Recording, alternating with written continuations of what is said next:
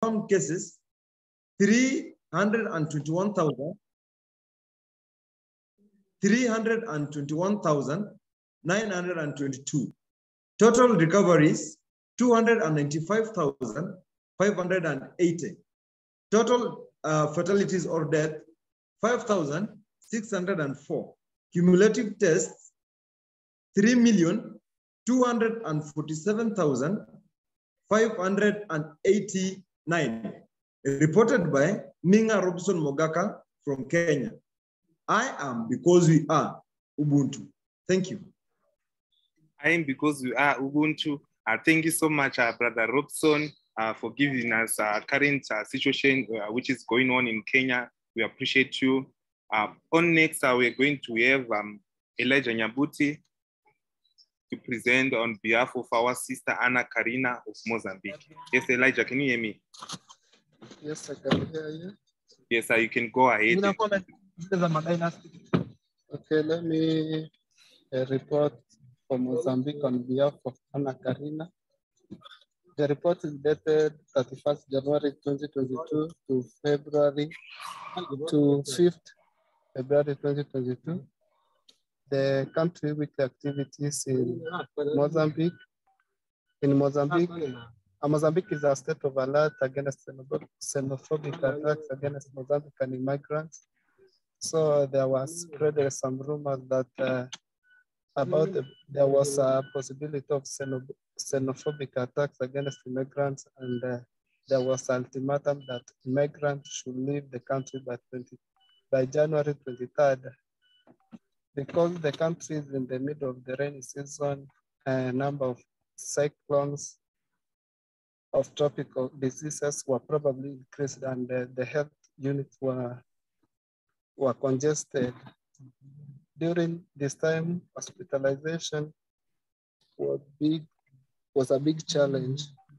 So in Mozambique, we shared the weekly activities, which members were encouraged to recommend Black-friendly and Black-owned businesses. All social media accounts were shared to the groups. Community members were asked to prepare and submit their weekly reports. COVID-19 update in Mozambique dated on 5th February 2022.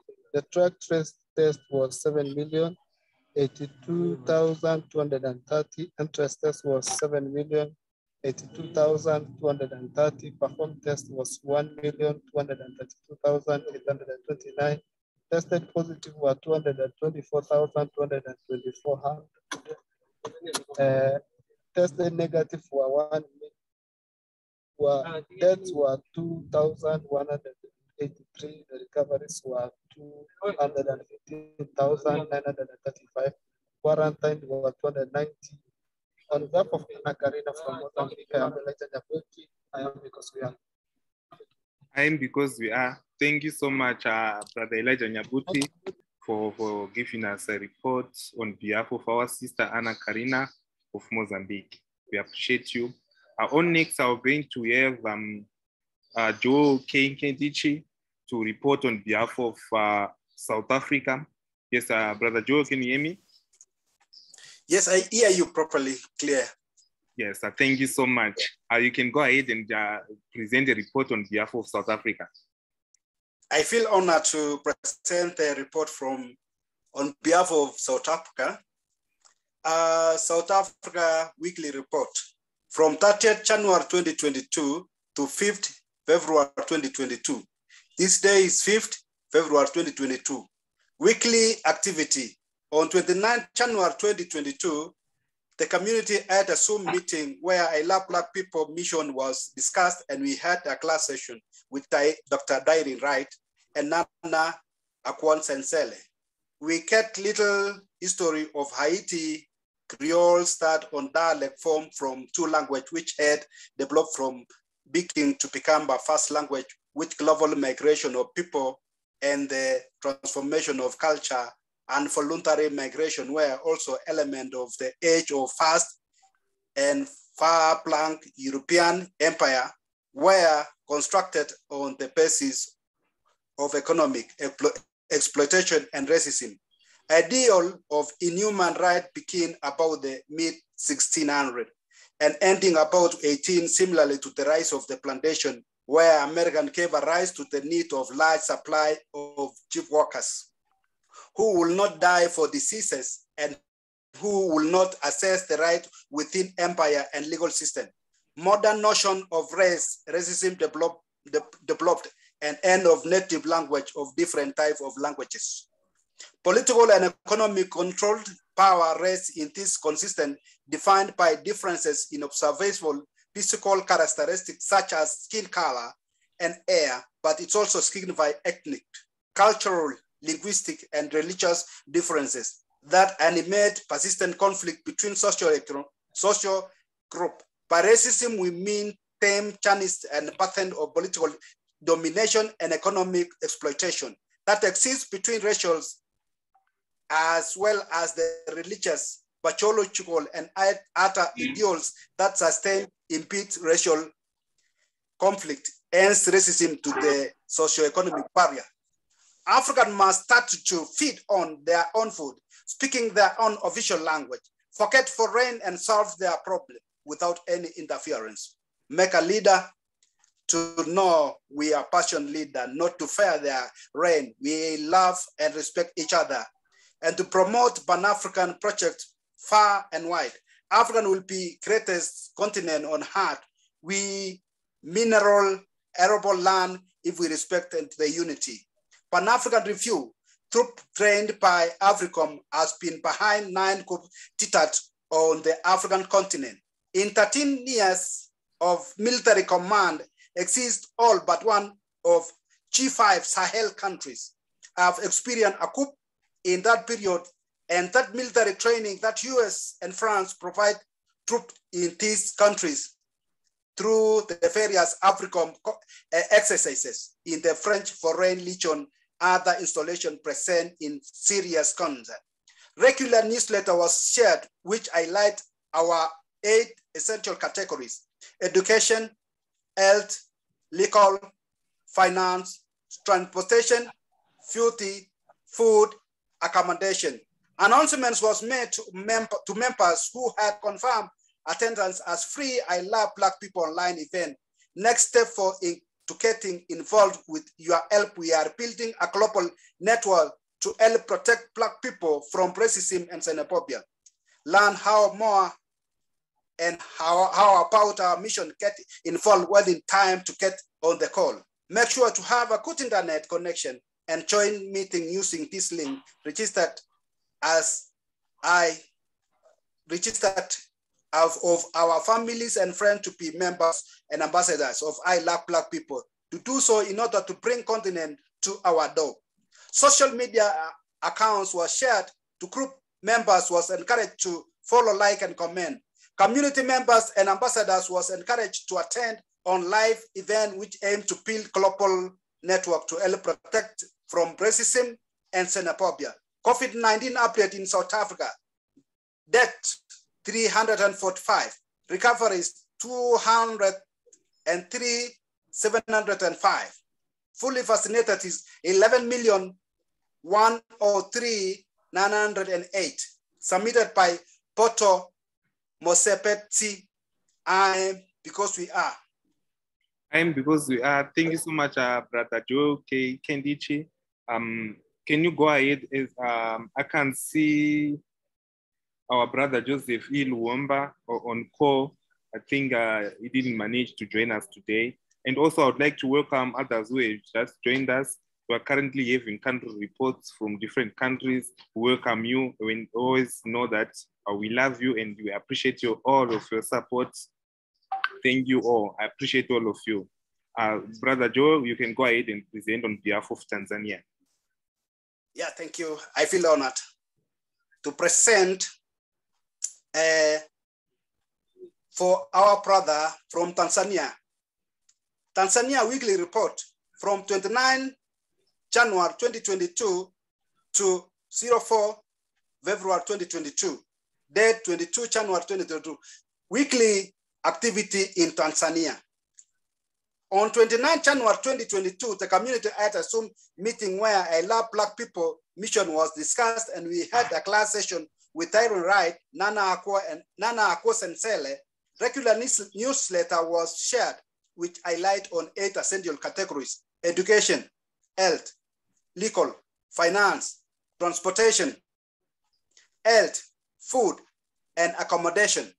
Announcement was made to members who had confirmed attendance as a free I Love Black People online event. Next step to get involved and learn more about our mission, get involved when to time on call or when on air. Social media account was shared to group, and members was encouraged to follow, like, and share.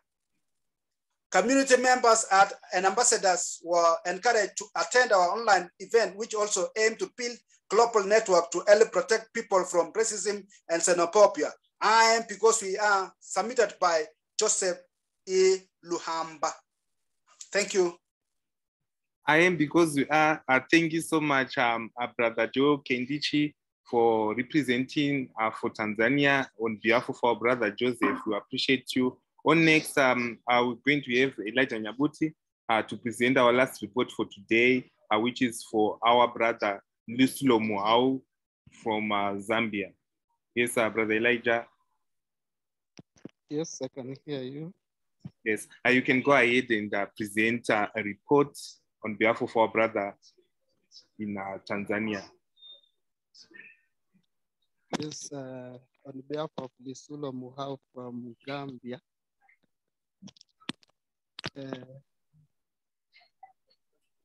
The report is dated from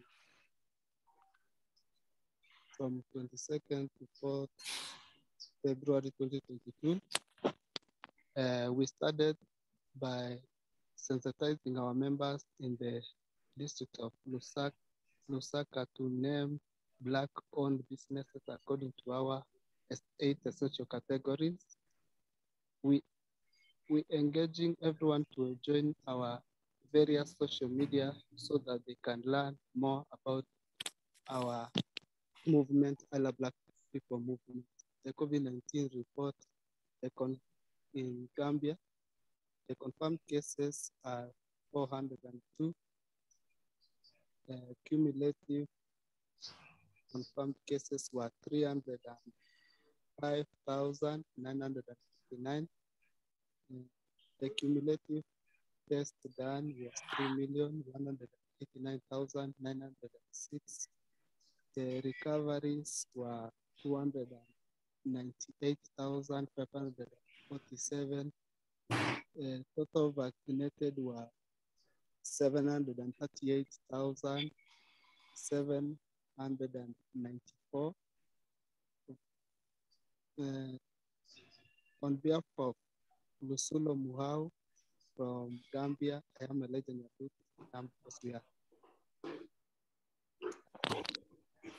Yes, thank you so much, Brother Elijah Nyabuti, for representing a report on behalf of our brother Lisulo Muhau for Zambia. Thank you so much. Again, we would like to appreciate each and every one of you here who joined us for our Pan-African Zoom meeting. We appreciate all of you. And also, I can see there are people who always join us, who never misses our Saturday calls. Please, can you kindly respond in the comment section with a black fist? I am because you are. Thank you all for your support. And also, I would like to make it clear that our Pan-African classes are free, no money is needed, and all you need is to become a member so that you can be eligible for the classes. So you are all free to share the link to your friends and family so that they can know more about their history of the Pan-African and also Pan-African philosophy. I thank you all. On next, also I'd like to congratulate those who received their certificates of completion for both Pan-African classes and the healthcare lectures. I hope everyone did receive their certificates. For those who didn't, please kindly reach out to one of the admins in their inboxes. Thank you. So on next, we're going to have our speaker for today. His name is Derry Anton from Ghana. Yes, Derry, you can unmute yourself and give us a brief situation in Mali, on what's going on in Mali. Yes, you can unmute yourself, Derry.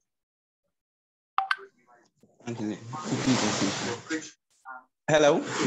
Yes, we can hear you. You can go ahead and introduce yourself, and also you can go ahead and present the speech to us. Yeah. Thank you very much for giving me the opportunity to give a speech about current happenings in Mali. I thank my greetings to the founder, co-founders, ambassadors, and members of this noble family. It's a great honor given to me to prepare a speech on the current happenings in Mali. I'm Derry Anthony, as said earlier on, from Ghana. Mali is a country in West Africa that gained independence in the year 1960 from the people of France. On 18th August 2020, elements of the Malian armed forces began a mutiny. That's, if you say a mutiny, it's a refusal by people, usually soldiers or sailors, to continue obeying a person in authority. This was the country's second coup in less than 10 years following the 2012 coup. As we talk, it's the military people who are ruling the country now. Let us address this dangerous trend collectively and decisively before it devastates the entire region. This was said by Nana Addo Dankwa Akufo-Addo at the opening summit of West African leaders in Ghana's capital, Accra. Looking at the political instability following the coup, it motivated the people of Guinea to also undergo a coup, which eventually Burkina Faso also followed, and even a failed attempt of another coup in Guinea-Bissau just some few days ago. We don't know which country may be next, even though our political leaders are not doing what we expect them to do. But we should not always pray for this coup to happen. When it happens, it affects everything about the country, being it economic, political, agricultural, anything concerning the development of the country is affected negatively, and it draws the growth of the country backwards. It is clear from the happenings in Africa that our leaders have failed us. What should motivate the military to overthrow a certain government and would want to lead? The happenings from Mali to Guinea and now Burkina Faso and a failed attempt at Guinea-Bissau shows that the African leaders must set up. They must actually set up to rule and rule well, rather than satisfying their parochial self-interest. The chairman of ECOWAS must put measures in place to ensure that the Burkina Faso coup will be the last coup in African community. What is happening is sending bad signal to the world about the African community. Looking at Mali, their education system, agriculture, economy, to mention but a few, are all affected negatively.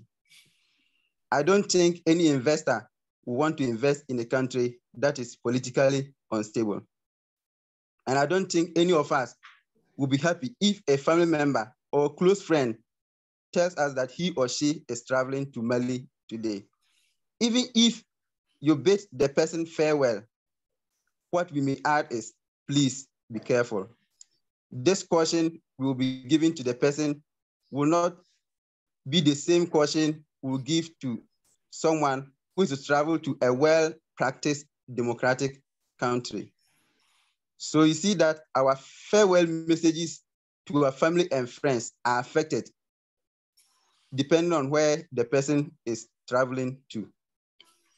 As I said earlier on, the African leaders are having a great role to play in putting a stop to this canker that is fast rising in the African community. They should know that we, the youth, are learning from the current happenings, and we may put in our minds that if in the near future our leaders are not doing well, The only result to solving it will be a coup, which you and I knows that it wouldn't speak well of our country. This coup will draw the development of the country backwards. Strong measures should be put in place so that if our political leaders are not doing well, we resort to it to remove them. The ECOWAS, the African Union, the United Nations, NGOs, and other organizations and associations should come together to see the way forward in putting a stop to this canker that is moving from one country to the other at a faster rate. The happenings at Mali is a warning to the African leaders who are power drunk and always want to use hook and crook means to remain in power. In conclusion, we the youth are the future leaders of various countries. Let's learn from the current happenings in these countries and refrain from such as we move forward in life. Let's know that if in the near future the mantle is being given to us, we will lead our country to the positive direction and put our parochial interest aside. Long live Africa. Long live I love Black people. Thanks for your attention. Once again, Derry Anthony from Ghana, a member of I Love Black People family. I am because we are. Thank you.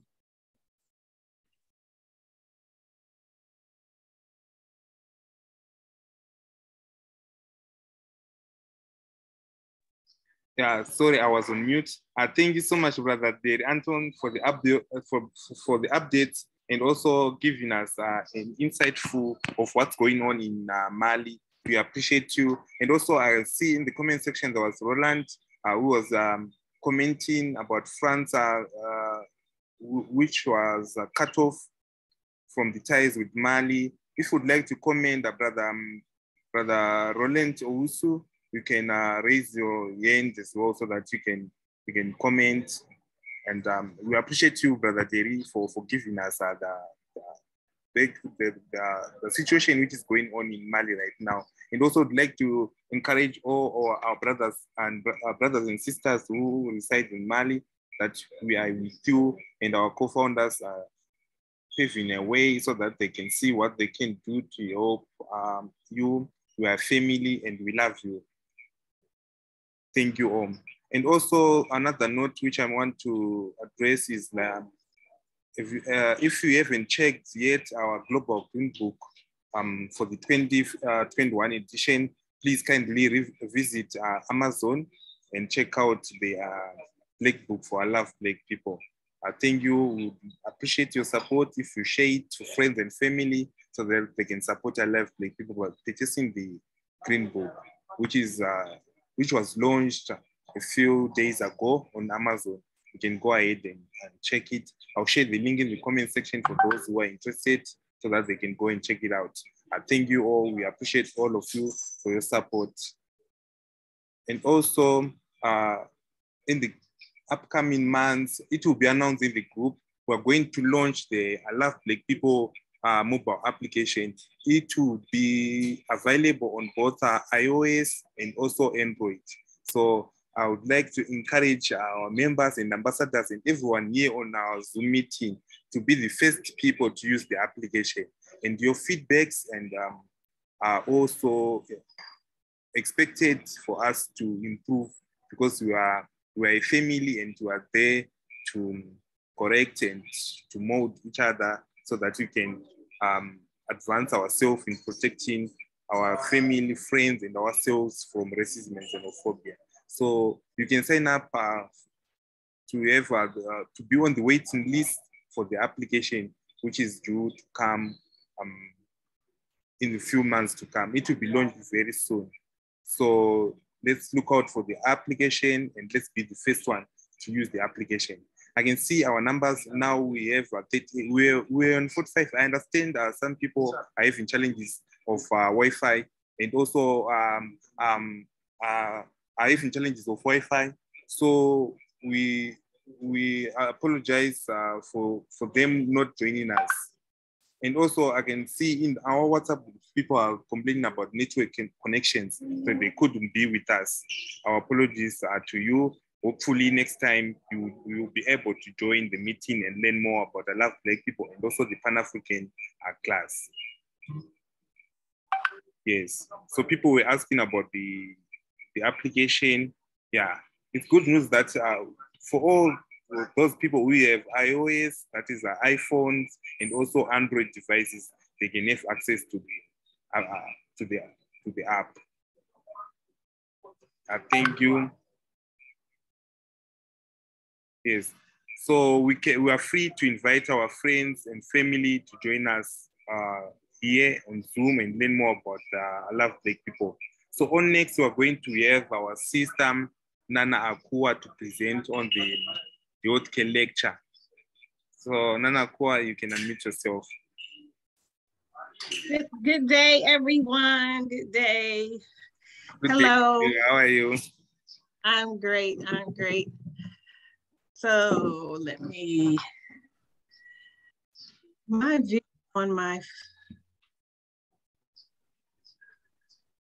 okay, great. Okay, how is everyone? Thank you all for joining us today. We are now starting at the beginning of our 4-week cycle of the Pan-African healthcare class.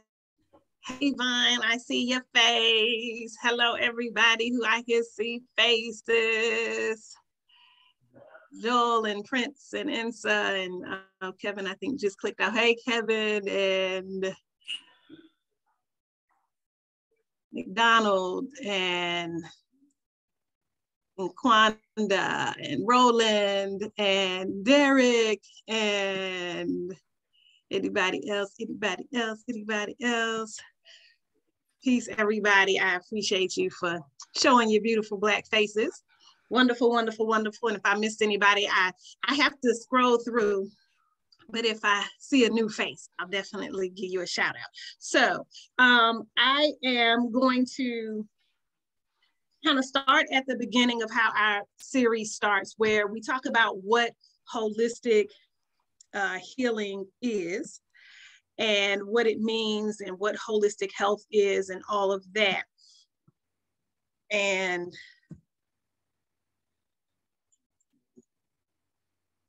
I want to just pull up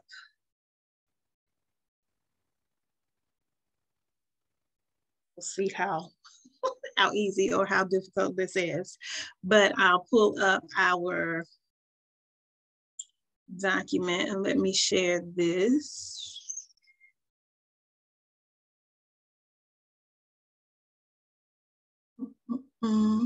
Yes, I think we got it.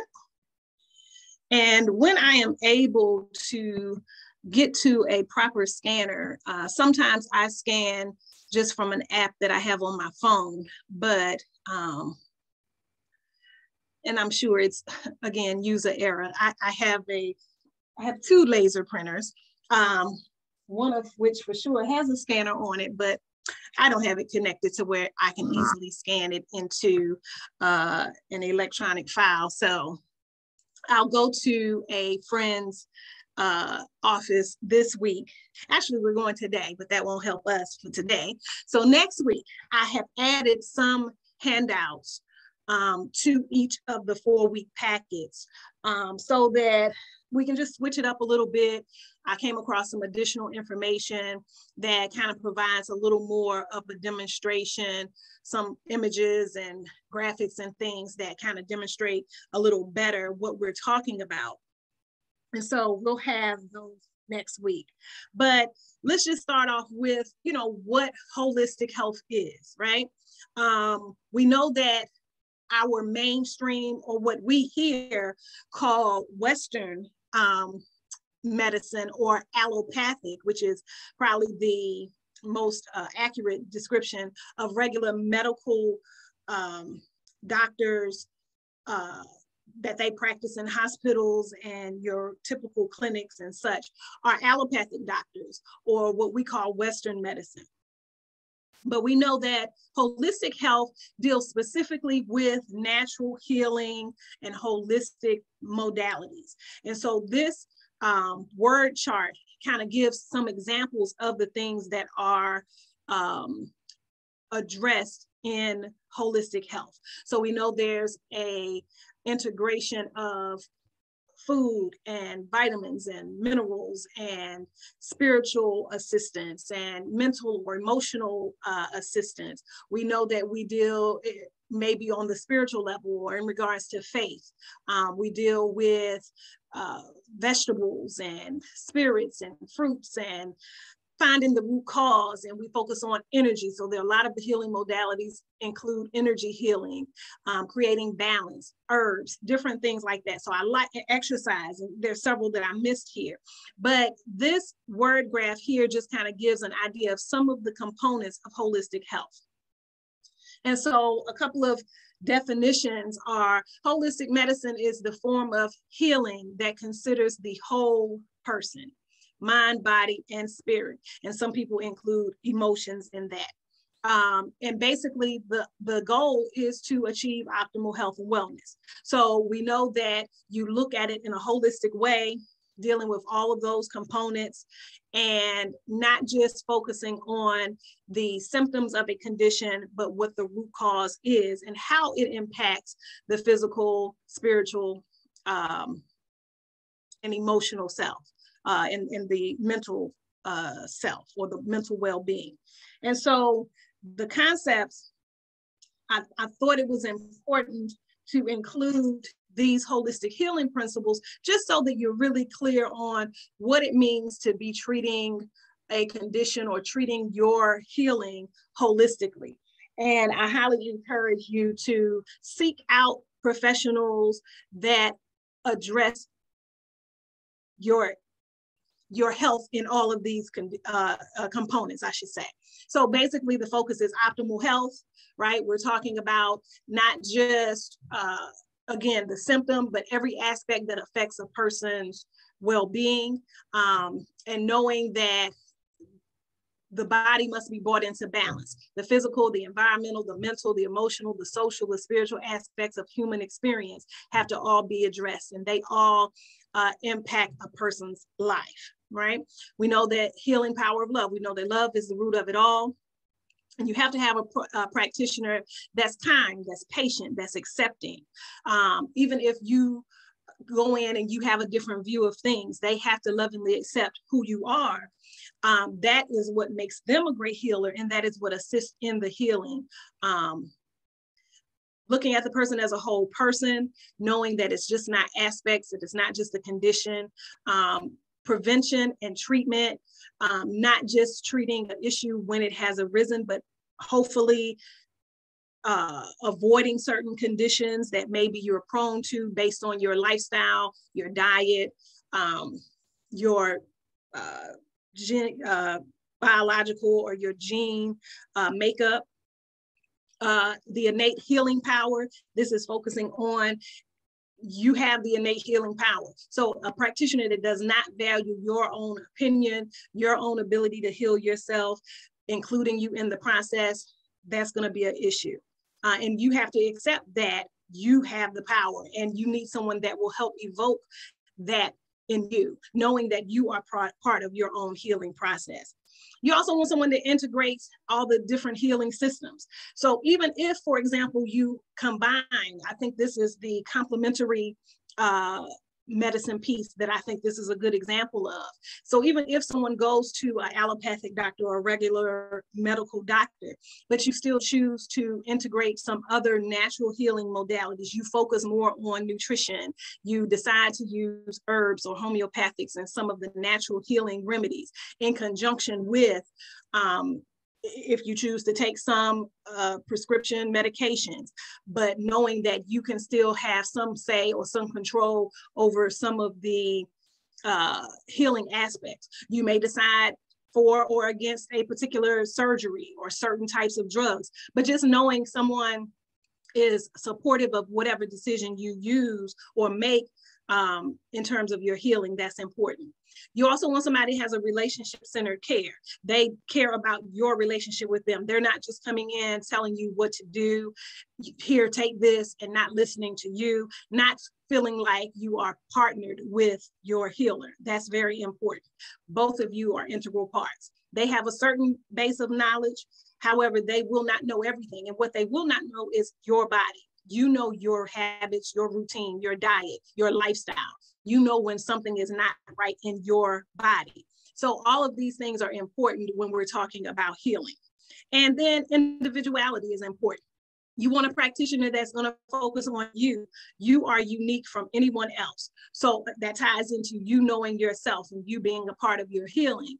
You have to find someone that respects you as an individual and doesn't lump you with everybody else. Oh, all Black people have this condition, or oh, you know, eat these types of foods. Oh yeah, everybody who eats these types of foods get this condition. Or oh, this is common in the Black community. If you hear any of those things, you probably want to, you know, throw a red flag up and pay attention and maybe make other moves. And then teaching by example. You want a holistic practitioner, or you want a practitioner, period, because I really want to include this into whoever your healthcare providers are. I think everybody, whether they consider themselves a holistic practitioner, should embody these components. But you want someone who will continually work toward incorporating the principles of holistic health, looking at you as a whole person, considering all of your aspects. How you feel emotionally, how you feel mentally, not just what's going on physically, and knowing that there's a relationship in the healing of all of those aspects. And then learning opportunities. You want someone that understands that life has a number of different rites or processes: birth, death, joy, pain, suffering, and being able to really utilize those things as a learning opportunity for you to hone in on your health and your well-being. So you want someone that can embody all of these aspects. So I took the time to go over those because I think those aspects are important. So whether you find an actual holistic practitioner, or if you can seek out someone who kind of embodies those aspects. This handout here just kind of lists some of the alternative therapies that exist. This is just a few. Some include folk medicine, herbal medicine, nutritional therapy, massage, acupuncture, chiropractic, naturopathy, massage, music therapy, faith or spiritual healing, homeopathy. All of these are, and there are many others, considered natural healing modalities, alternative therapies, complementary or alternative medicine. There are different words that are used, but this is the basis of what we're working from. And I also put the Sangoma here because as we go into, especially next week, when we talk about herbs and homeopathy and essential oils and those things, I want to emphasize the importance of your traditional healers, especially those of us that are on the continent. You maybe do or maybe don't have access to certain local clinics or hospitals or healthcare providers. Know that in our traditional or our rural areas, there are healers that are well-trained and well-versed in all of the natural herbs that God has created for us. And of course, depending on what part of the world you live in, there are different plants that are available for different types of healing.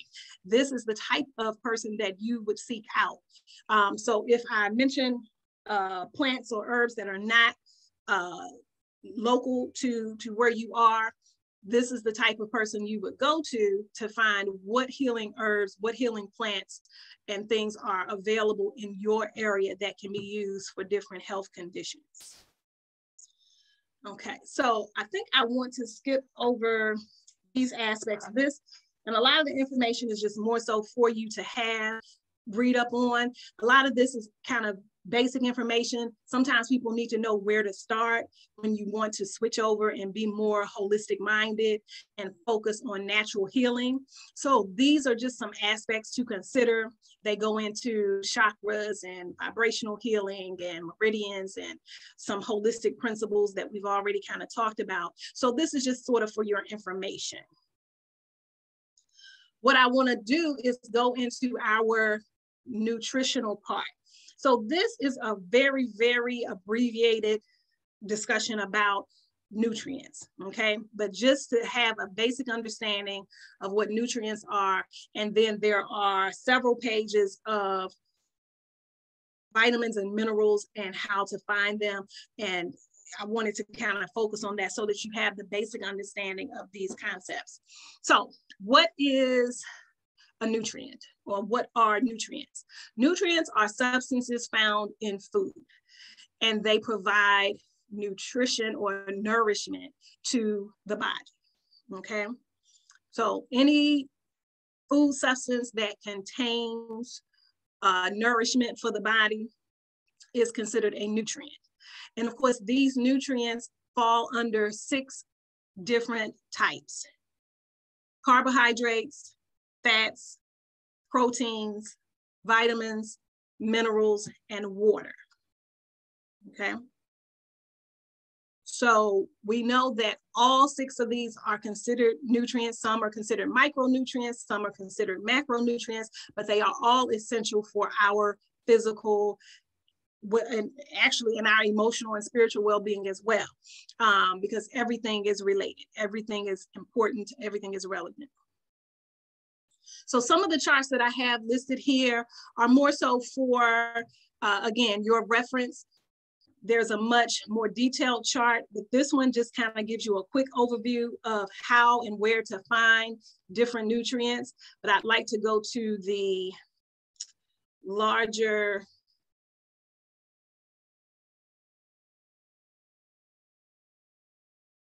listing here. So I've provided this handout that gives you an explanation of each vitamin, what it does in the body, where to find it, and how much is recommended per day, okay? We have the same listed for minerals. And this, I think, is important, especially if you've already been diagnosed or, you know, your blood tested and you know that you are deficient or there's an imbalance of any of these vitamins or minerals. You will now know how to find these in foods. What we've also provided here is not only how to find them in foods, which is what those charts provide, but also how to find them in herbs and other food sources, mainly herbs. But I think it's important to know that there are herbs that are full of nutrients as well. That is why herbal medicine is so important. That's why it's so good for you. And especially if you're a tea drinker, then definitely being able to choose something other than a green, well, and green tea is not bad, but rather than say a black or a white tea that you would typically just drink. Lipton is a popular brand, but rather than just a white or black tea, finding an actual herb or a combination of herbs that have benefits for your body or for a condition that you may be addressing is going to be a better option for you. So if you know that you are prone to colds or flu, or you want to build your immune system and you know you need more vitamin C, then you may not drink your typical black tea, right? And you might choose to start drinking elderberry tea or dandelion tea or nettle or horehound or echinacea or alfalfa, right? So all of these are just examples, and they of course contain other nutrients other than vitamin C, but you'll see listed here, these are herbs that are high in the vitamin C, okay? So I really want to highlight that. So let's go over a few. So vitamins and minerals are considered what we call micronutrients, right? these are micronutrients, right? Vitamins and minerals are food components that help support overall health, and they play an important role in cell metabolism and neurological functions. Vitamins aid in energy production, wound healing, bone formation, immunity, eye and skin health. Minerals help maintain cardiovascular health and provide structure to the skeleton, right? And so we know these are absolutely important. So we have to include a good balance of fruits, vegetables, proteins, whole grains in our bodies. Some people have, you know, sensitivity to dairy, but definitely there are some minerals, especially, and some other vitamins that are found in dairy products. If you do consume dairy, I would just suggest doing that on a limited basis, because then it creates other issues like excess mucus in the body, which can also cause other, you know, health conditions or health concerns. So let's run through a couple of vitamins. Most people are familiar with, say, vitamin C, for example, but we're not necessarily as aware of, say, what vitamin A does. Vitamin A is good for growth and development, for immune function, reproduction, red blood cell formation, skin and bone formation, and probably what most of us remember, right, from science or health class in elementary, is that beta carotene, a form of vitamin A, is good for vision, right? But it also does all of those other wonderful things. And we know that we can find it in cantaloupe, carrots, dairy products, eggs, green leafy vegetables, pumpkin, red peppers, sweet potatoes. You'll see listed in a lot of these, this thing called fortified cereals, fortified, usually it's cereals.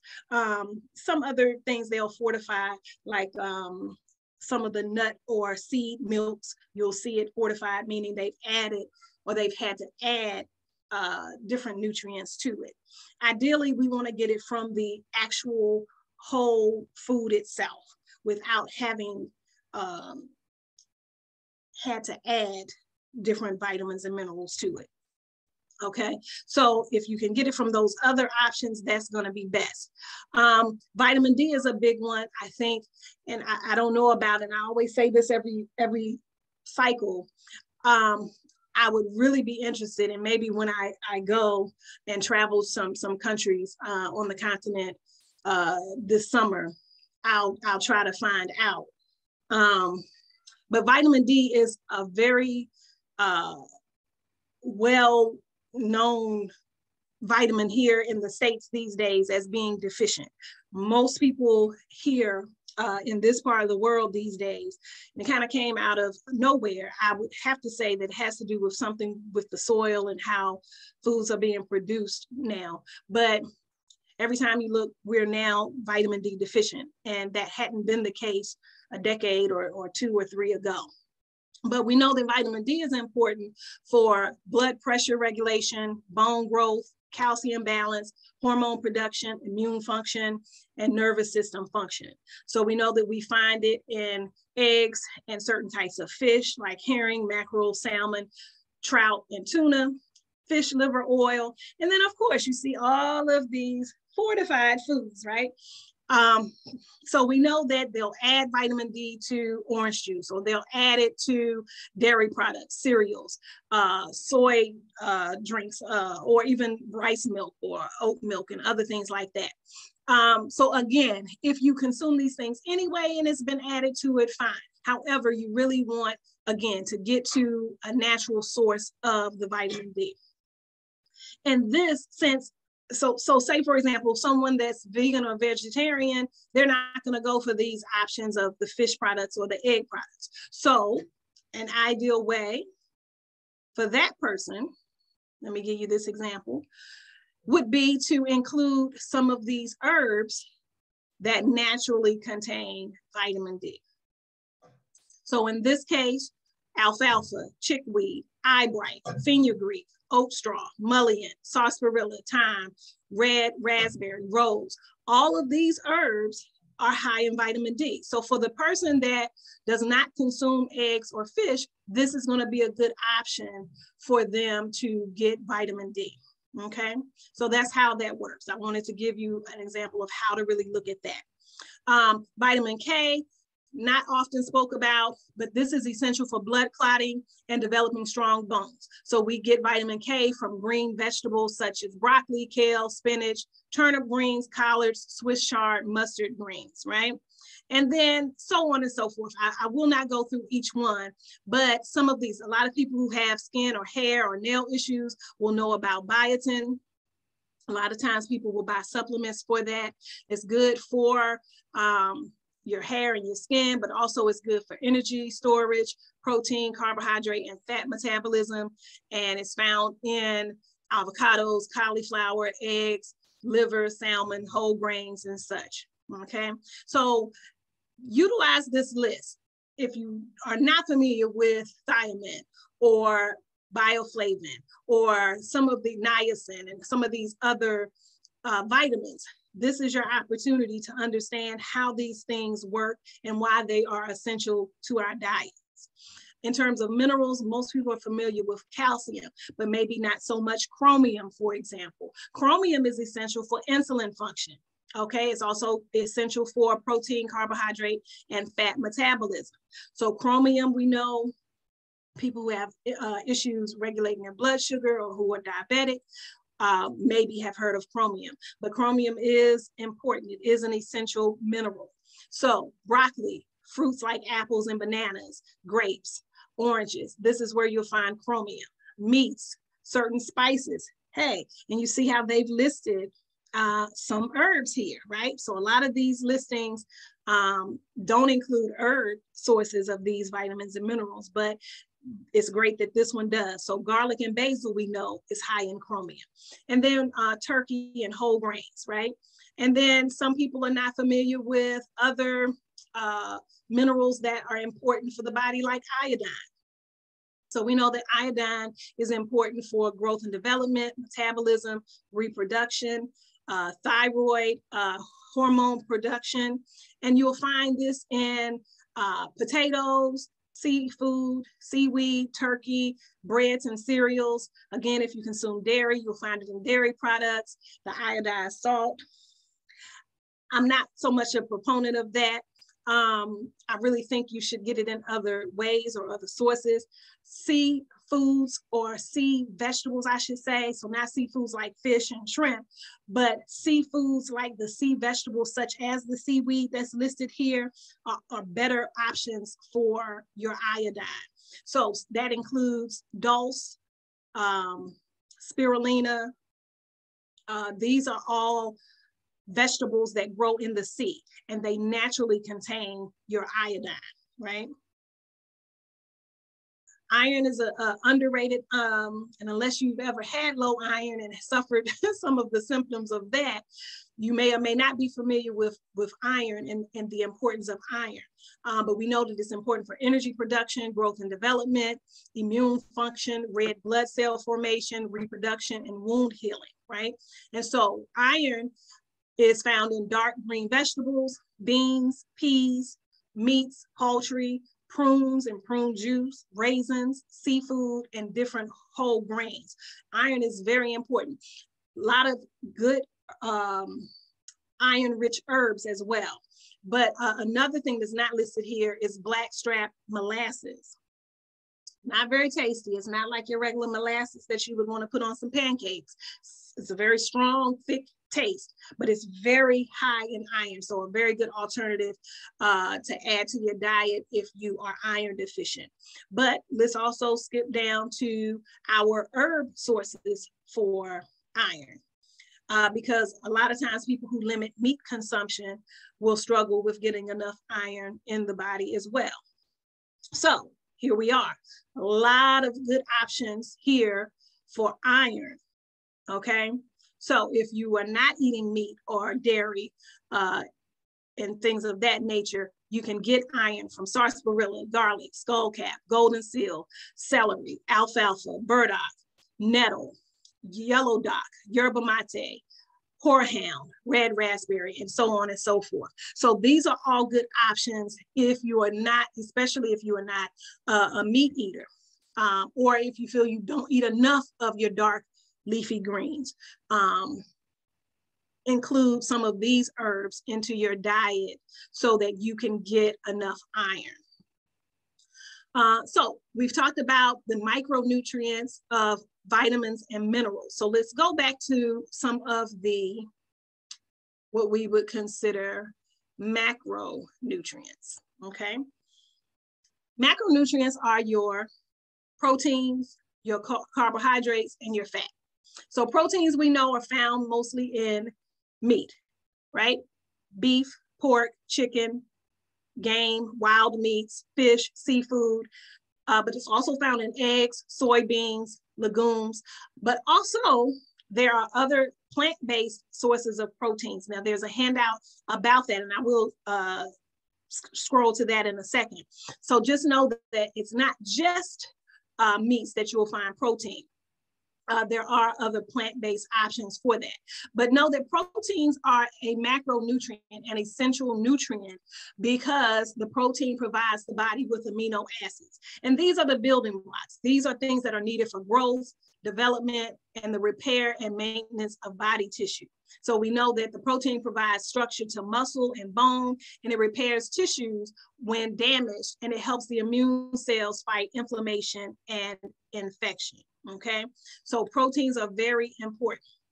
The one handout here gives you all of the different options of proteins, and specifically it gives you a comparison of sources of proteins that are meat compared to sources of protein that are plant-based. So per serving, chicken has 31 grams of protein. But you'll see, and I listed it just a moment ago when we were talking about the iodine. Spirulina is a sea vegetable. It's a plant that grows in the sea. And it has 58 grams of protein. So in addition to all of the rich minerals that it naturally contains, it is also a great source of protein as well. Chlorella is another option of that is also from the sea. 58 grams of protein, also a high mineral content food. Vegetable protein, the TVP listed here, another good option for protein. Hemp seeds, pumpkin seeds, lentils. So these are all options, and all of this lower half of the chart here gives you foods that do contain protein. So of course we're familiar with chicken and tuna and beef and eggs containing protein, but this handout gives you other options that contain protein. So back to the other macronutrients. Carbohydrates. We know the main role of carbohydrates is to provide energy and fuel the body the same way that gasoline fuels a car.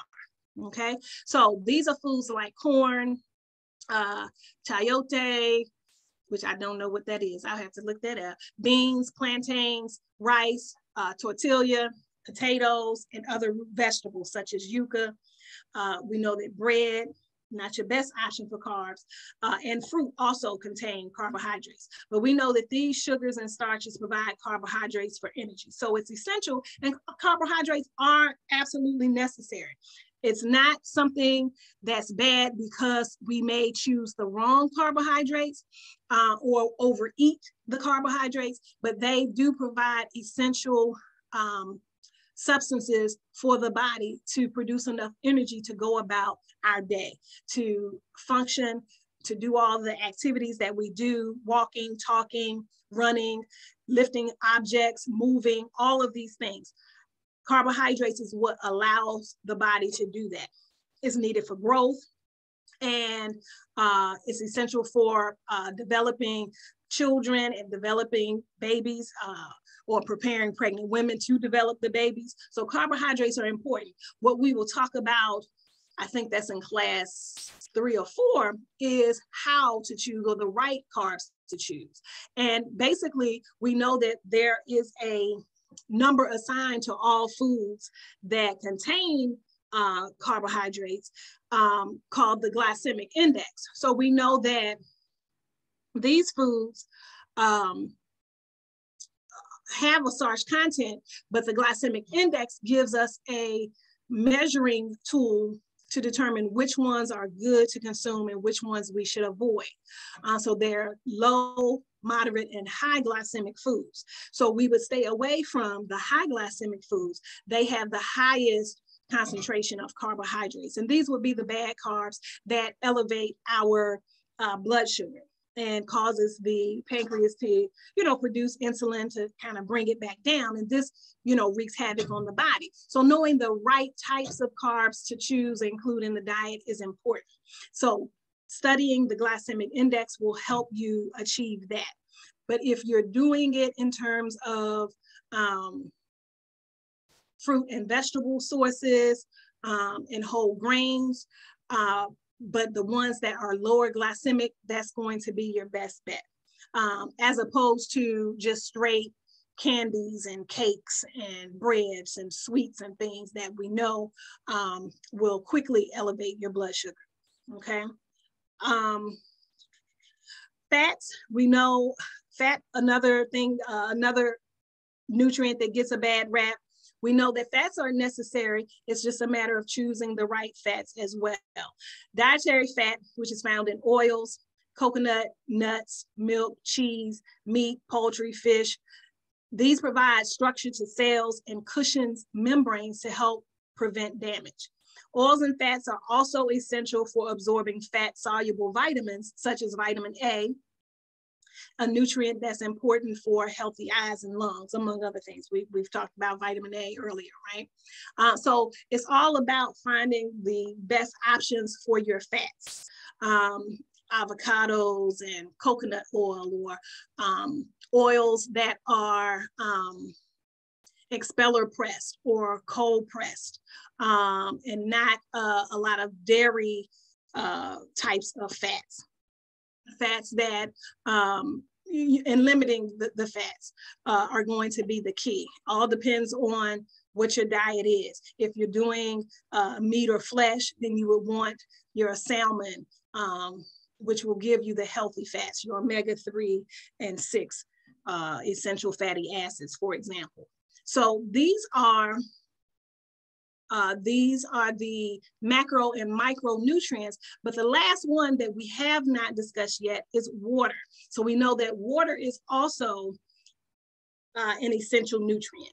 And so we know that water is necessary, 2/3 of the earth, and likewise 2/3 of the body is water. And so we know that water is healing, we know that it's cleansing, we know that it is detoxifying and purifying. And it washes out and purifies the body, and it hydrates the body, and it allows things to work well and circulate well and move throughout the body well. So it does so many things. It allows all of these nutrients that we've talked about to move and circulate throughout the body, and allows the proper hydration for the body to function properly. So water cannot be underplayed at all. We know that water, in the natural healing field, the equation or the way of determining the type of or amount of water to consume is half your weight in ounces. Half your weight in ounces. And I always kind of cut that off at 100 ounces. So if you're over 200 pounds, if you're doing at least 100 ounces of water, you're doing well. And you want to divide that water throughout the day. So if most of us are awake, say 16 of the 24 hours in a day, you want to consume water every 2 to 3 hours. And so you spread out your 60 ounces or your 80 ounces or however much water you need to consume based on your size, then you spread that out every few hours, as opposed to drinking 50 ounces in the morning and 50 ounces at night. You really want the body to be able to absorb it and properly utilize the water and the hydration that you're giving it, okay? So let me jump in the chat for a second and see if we have questions.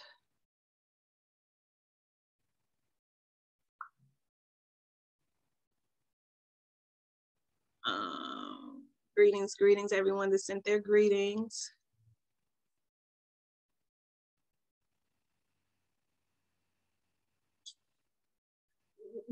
Yeah, good question. How to integrate our traditional healing with modern medicine with the aim of advancing our own traditional medicine.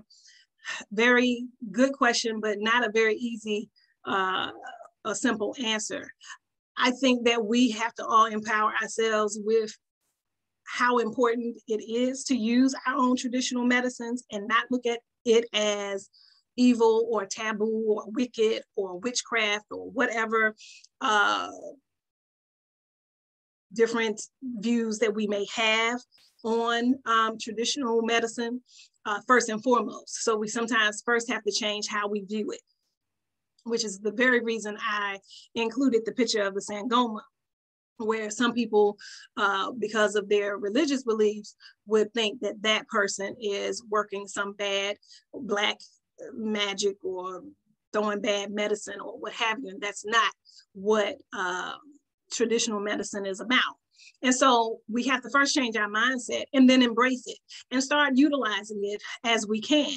And then as we do that, and it's more socially acceptable, it used to be culturally acceptable. How it became culturally unacceptable, I have no idea.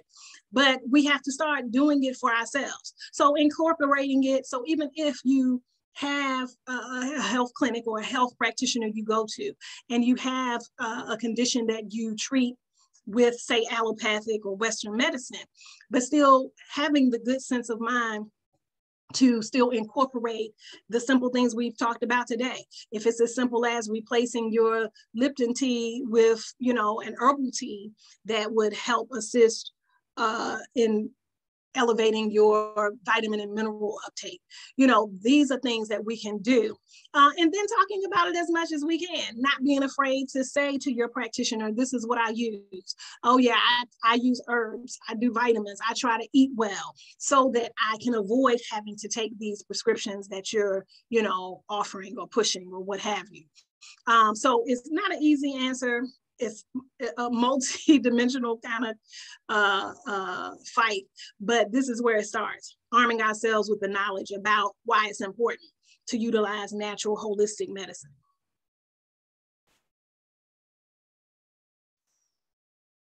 Good morning, yes.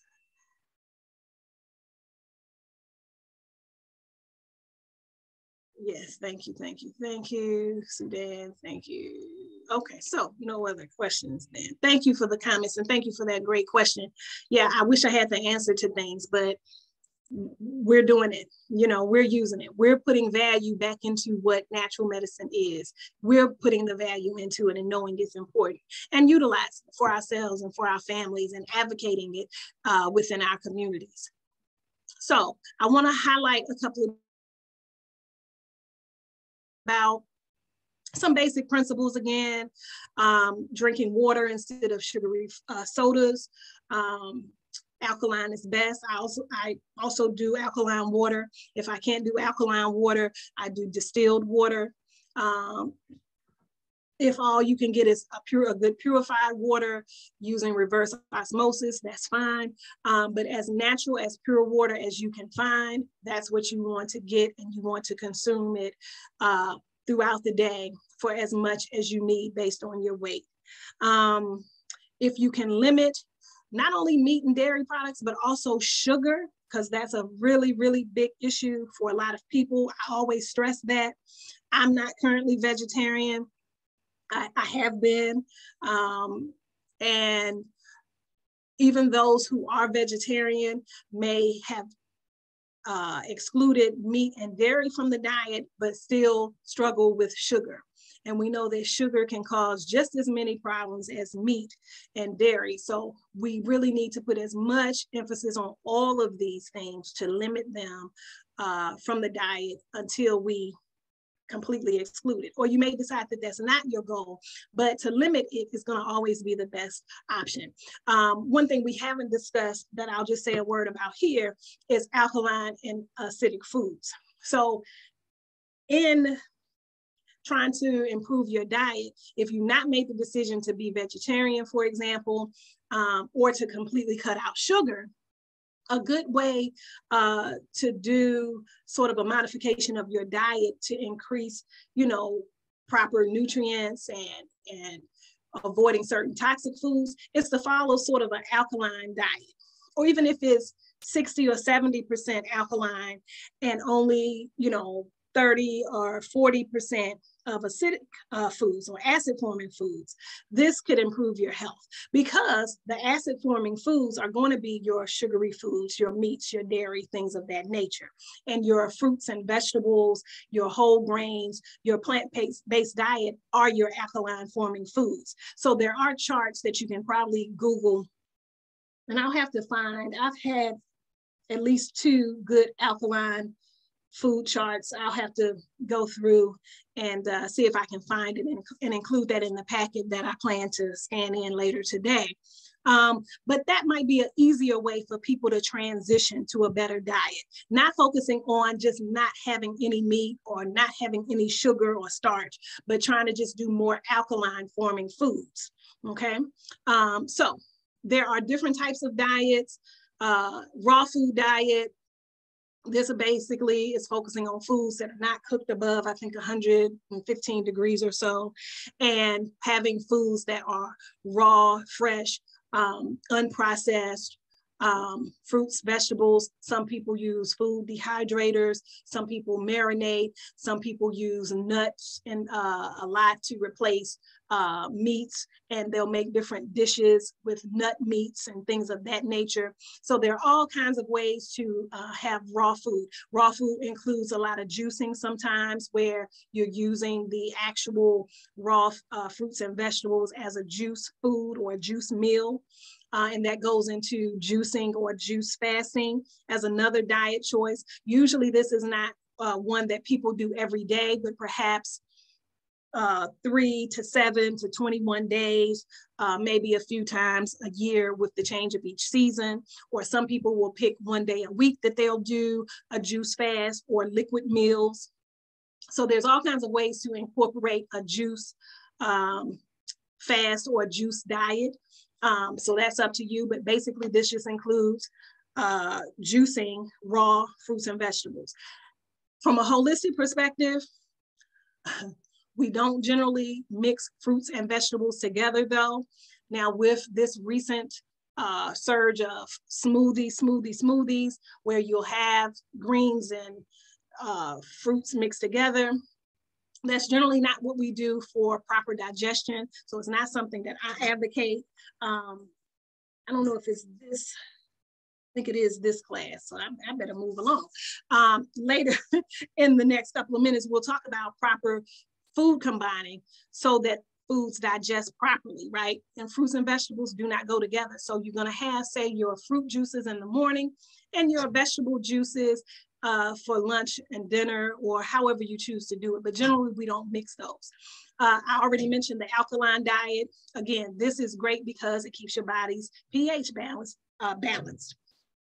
And we know that this really helps improve health because you're getting more whole natural foods and all of its nutrition. And then there's the macrobiotic diet that one can follow. This usually is like a vegetarian type of diet, but it includes foods cooked a certain way. It is an Asian type diet, so it includes a lot of the kimchi, cabbage types of foods, grains, and vegetables. They have certain rules as to when you eat, how it's prepared, and in what vessels, and so on and so forth. And actually, in our Global Green Book that I Love Black People have recently published, it's now available, right? I go into more detail in that section about the different types of diets. And so there are there are explanations of each of these diets, among other things. And so when I was pulling that information together, I was reminded of just how, this diet is just very detailed. So it's good for people that are very regimented and they can be really methodical about kind of what they do, and it kind of gives you a lot of rules. Because, some of these others is just sort of like, oh, you can juice once a day, or you can just juice whichever fruit or whichever vegetable. The macrobiotic diet is can be a little restrictive, but can be very beneficial. The Gerson Diet, this is named after a particular doctor, where pretty much a couple of concepts are combined.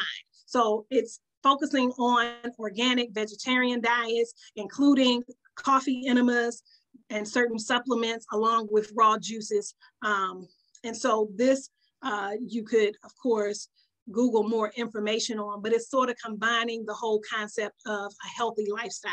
So not only what you eat, but how you eliminate, what supplementation you're including in the diet, and so on and so forth, okay? So let's move on from here, because I am running out of time. So food combining for easier digestion. So again, short and simple, proteins and starches do not go together.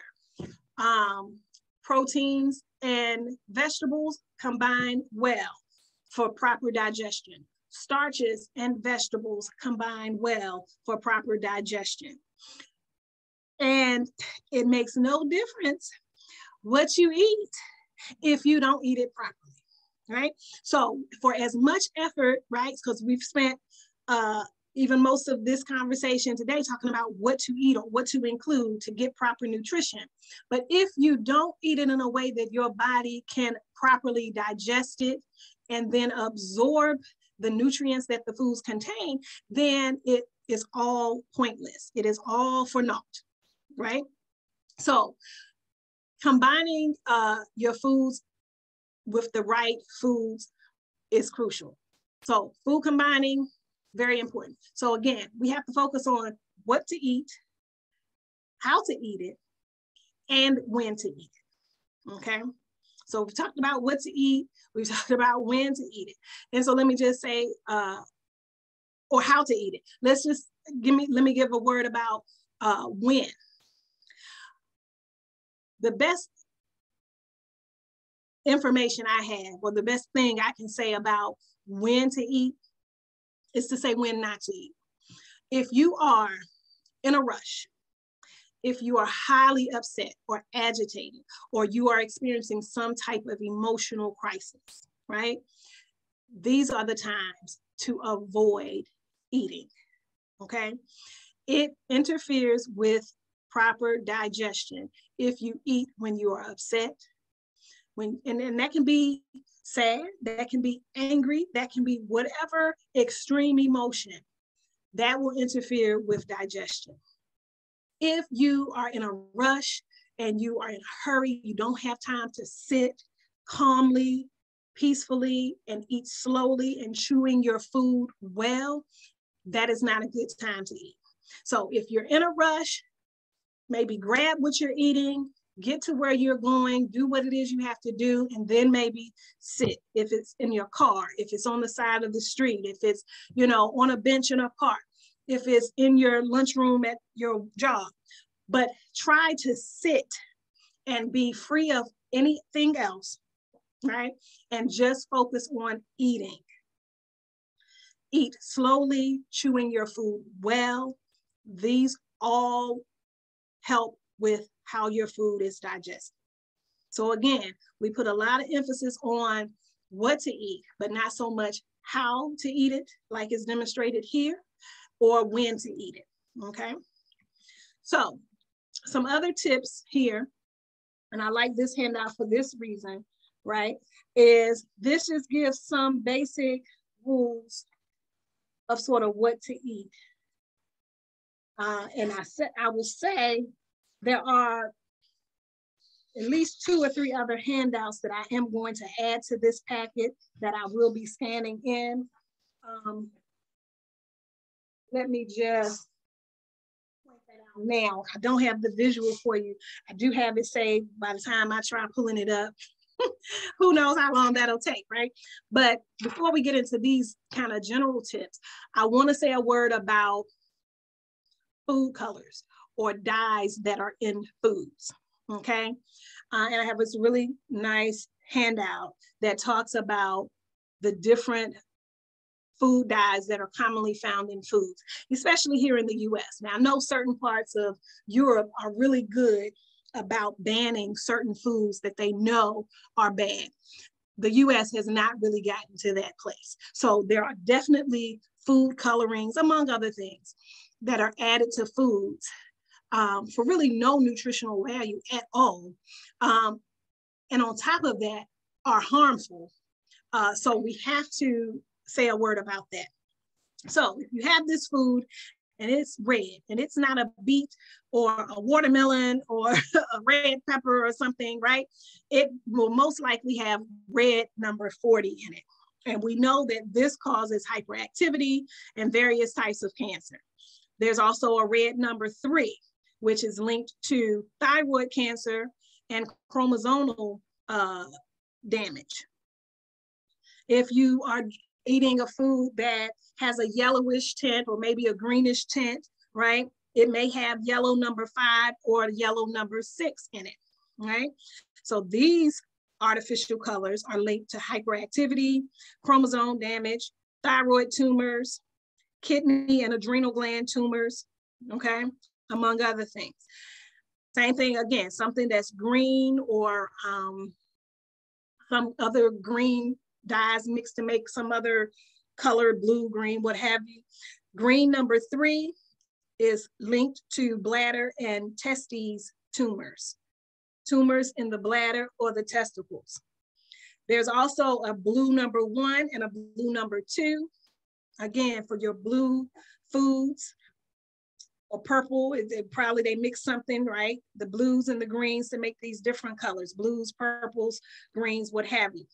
These blue 1 and 2 dyes are linked to hyperactivity, chromosome damage, kidney tumors, asthma, brain and bladder tumors, okay?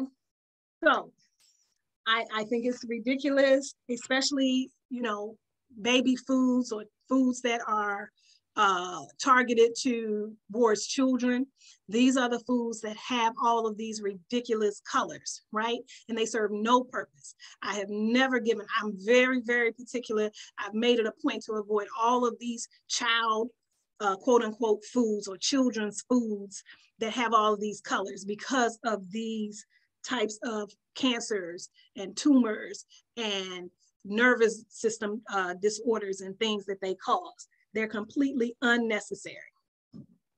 And there's also a handout about foods that contain water.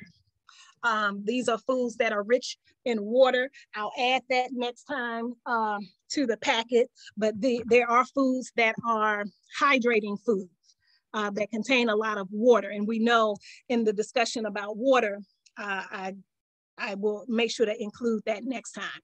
I've had to move and hook up my battery. I really need a new laptop because this battery does not last long enough. Okay, so oh, wow. I'll have to read that when I get off, but thank you for posting that, Jello. But I'm short for time, but I will read it before I log off. Which foods are recommended for sugar and patients? So if you are diabetic or you're just watching your sugar, really if you, so let's talk about sweeteners. Natural sweeteners like stevia, xylitol, agave nectar, monk fruit.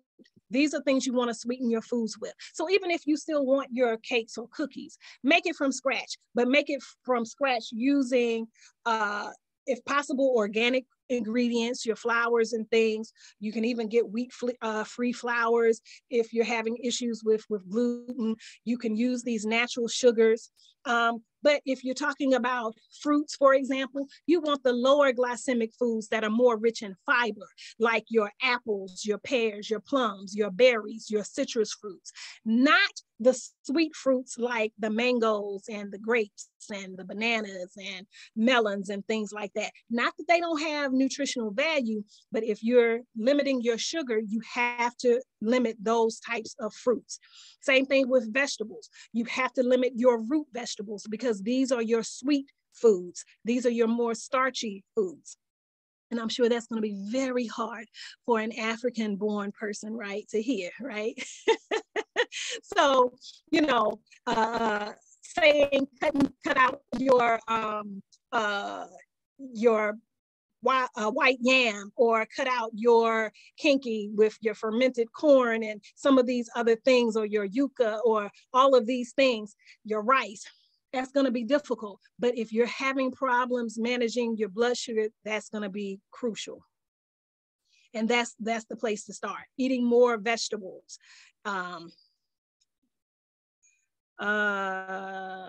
Hospitals, doctors will work and integrate both. Yes, and if there are doctors in hospitals working to integrate both, great. That's wonderful. Of course, what they do though with that is they squeeze out folk who've been doing the natural or the holistic medicine, you know, for decades. I'm a prime example of that. Okay, and somebody must be local because or maybe you're just familiar with Baltimore. I'm in Baltimore. Yeah, I mean, so, you know, you get a power. Well, let me not even comment on topics. But anyway, so sure, if you can find a doctor that is integrating herbs and natural medicine, focusing more on food and what people are eating and nutrition and not just pushing medicine, that's great. The other part of that is, believe me, in them doing that, they have pushed out other traditional healers. And that just may be how it goes. So what we do is we teach you how to, you know, utilize some of these things and get this knowledge for yourself. So let me just run through a couple of these elements of healthy eating. So whole foods, when you can do them fresh, raw, that's going to be best. Vegetables, whole grains, vegetable proteins, fresh fruits, all of those types of things. Limiting how much liquids you drink with your meal is important, because if you drink too much, you are diluting the digestive juices that already exist in your stomach. So you again would be interfering with digestion. And again, it's important what you eat, but you have to eat it in the right way so that it still digests properly so that the body can utilize it. You want to chew your food thoroughly. I spoke about that. Never eating when upset, eating in a relaxed environment. You want to, if you know that you're not eating a well-balanced diet, add whatever nutritional supplementation you may need. If you know you don't combine your foods properly, you may need digestive enzymes. You may need hydrochloric acid. You may need these digestive aids to help digest your food until you improve and are eating well enough for your food to digest well. Limit whatever alcohol, caffeine, nicotine, over-the-counter drugs, recreational drugs, and even prescription drugs. If you can limit those and wean off of those with your doctor's assistance, do that so that you don't wreak havoc on your liver. We need to move, exercise, you know, get regular fresh air. So if you can exercise outside, that's all the better. But move your body. That increases your strength, your flexibility, your endurance, all of that will help. And then, of course, maintain regular elimination. We will definitely talk more about this in week 4, but bowel movements every day is absolutely essential, right? And sometimes foods that we eat, medicines that we take, even vitamins can sometimes constipate us. So we have to make a concerted effort to make sure that we are moving our bowels properly, at least once a day, ideally twice a day. Okay, so I think I have gotten all of the hey Dennis, I had a new face that popped up. Awesome. Okay, did I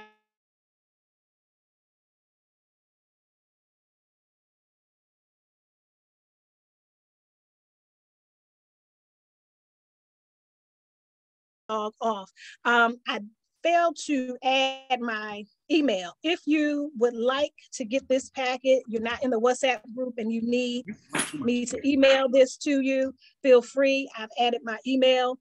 But if you're not in the WhatsApp group, I am sure they can post how you can join the waiting list so that you can join. And again, like it's been said before, get your friends to come and join us every week. And give a post about our Global Green Book.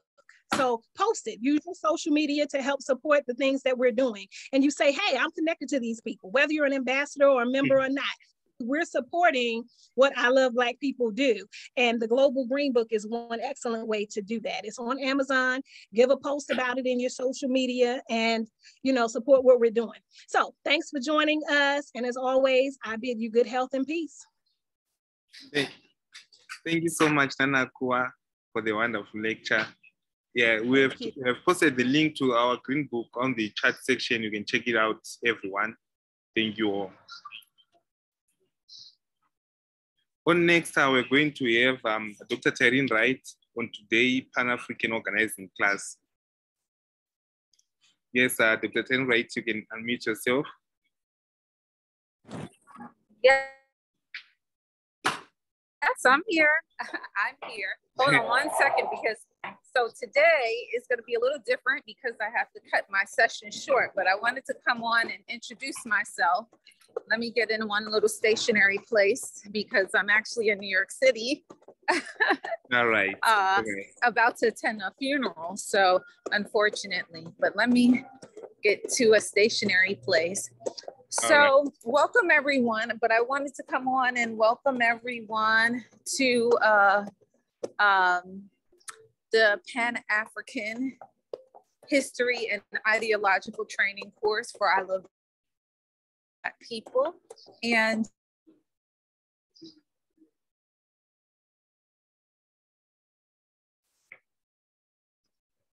I wanted to just say how, share some of the information. So can you also, alrighty, so my name is Tyreen Wright, and I'm going to be your instructor for this particular course, or your professor for this course. The Pan-African History and Ideological Training course, basically in 4 weeks, we'll cover some of the basic tenets and the history of Pan-Africanism so that you can get some kind of context for which to apply what we are doing with I Love Black People. I'll be sharing the syllabus. And so normally I would lecture on the topic that is outlined for the time. And it's generally about an hour. Today, I'm not going to do that because, like I said, I'm on my way to a funeral. However, what the course is designed to teach you is the basic history of Pan-Africanism, how to identify Pan-Africanism, the history from its inception and the coining of the phrase and its spread to the continent of Africa. Hello, I see everybody's hand up. I don't know, is that, I see hands going up. But we will do this using the PDF form in the group from a book that I wrote. Teaches you to qualify what Pan-Africanism actually in virtual spaces, but also we can identify it in practice and how to practice it. I said to the last course, members of Pan-Africanism isn't Pan-Africanism is more than that. Sorry, Dr. Tyreen Wright, you are breaking up. Is other. Okay. Can you hear me now? Yes, no, I can hear you. Can you hear me now? But you keep on breaking up.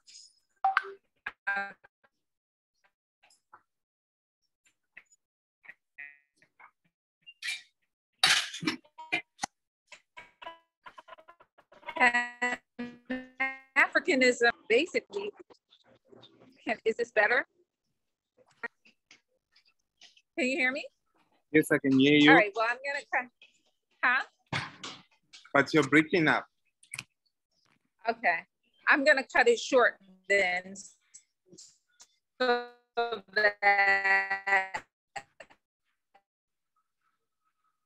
I don't, basically what I want to do, I'll be posting in the WhatsApp group so that you can get a head start on it. And yeah, I could, do you want me to go out and come back in? Should I go out and come back in? Yes, I think you should leave the meeting and come back in. Okay, I'll leave and come back in. All righty. All right. Okay. All right. We're also waiting for Dr. Taryn Wright to find a better reception for the internet. Let us go out and check. I see Sister Denise Shabazz asked about if she can access the Green Book on other platforms besides the Amazon. Unfortunately, now it's only on Amazon. You can go on and check it out. I've shared the link with you in the chat section.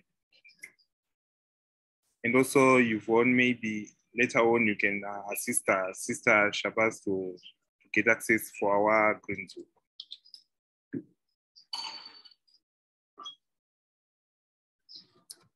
Yes, Dr. Wright, welcome back. You can unmute yourself. Yes. Can you hear me better now? Yes, I can hear you better. Okay, good. So I just wanted to say that basically I will be listing the readings in the WhatsApp group that you will be able to access. They are all in PDF format supplied by me and via I Love Black People.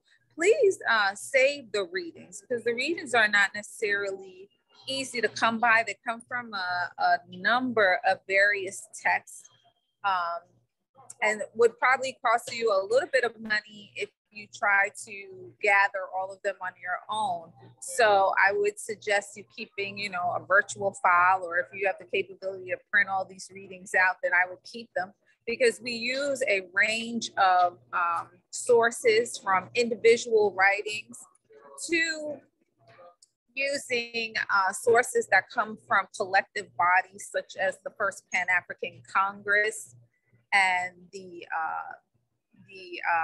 various bodies that come together for the purpose of Pan-Africanism. So we use conference resolutions and things of that nature to see what the outcomes were when we organize both individually and then collectively in organizations to fully realize Pan-Africanism. So make sure that you keep the documents. I'm sorry.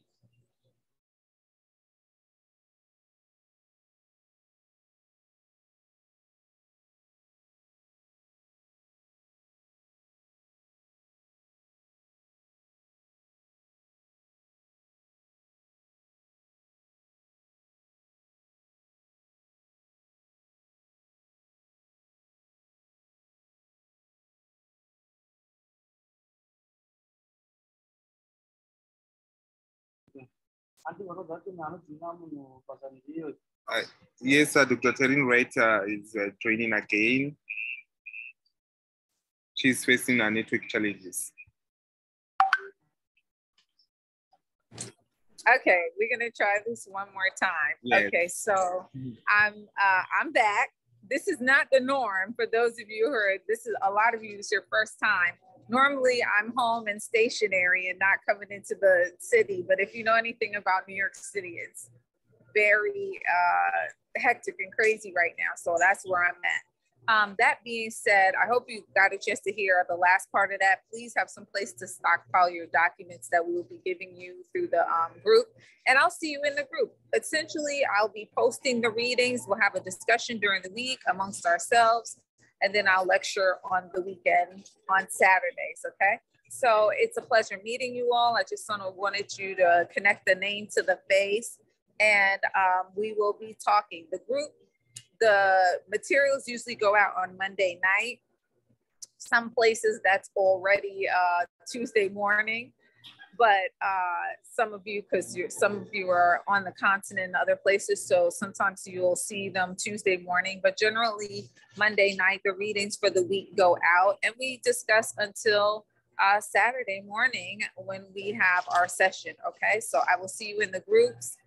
And I look forward to your feedback and dialogue. Oh, the other thing is that very often I also will post films that are related to the content. And so that's important. Okay, so you see, it's crazy all around me, but nonetheless, I'll be posting some videos as well, and we'll be discussing that in the group, okay? All right, everyone, thank you so much. I am because we are, and I look forward to our sessions together.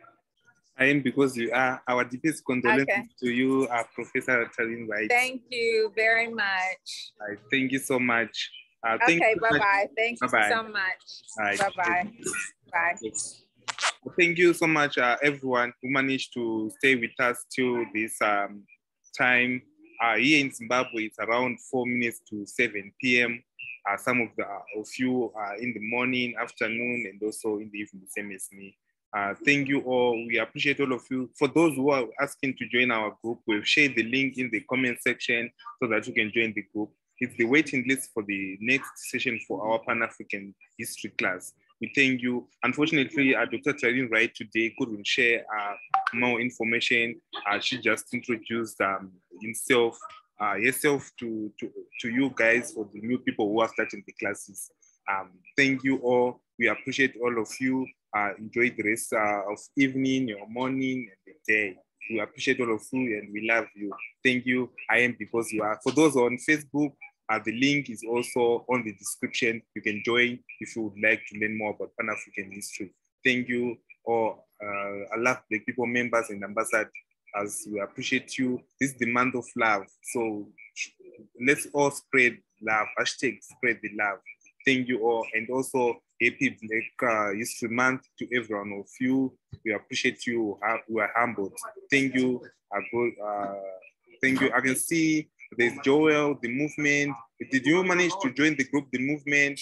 Prince Ziga, Rich Machiwa, Chande, Morgan Moses Jr., Denise Shabazz, Mohammed, Tato Faith Motato, Dushime, Fayin Spiri, John Jones, San Fran, Tiglat Kibet, Jules, Aoyaj Jalo, Aumami Baka, and Clyde Fowler, Michael Adombila, Rosaria Francisco, David Moses, Johnson Ladster, to mention about a few, Suraj Muhammad, Jawd Gambia, Albert, about. We appreciate all of you. I am because we are. Thank you, love and peace.